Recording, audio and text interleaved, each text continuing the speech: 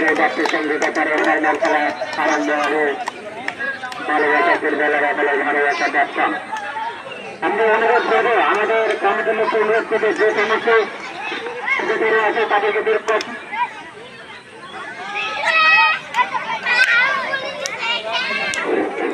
যে সমস্ত দর্শক মাঠের ভিতরে আছে তারা বাইরে বেরিয়ে আসে। আমাদের কমিটিকে অনুরোধ জানাচ্ছি যে সমস্ত দর্শক মাঠের ভিতরে আছে তাদের বাইরে বের করার ব্যবস্থা করে।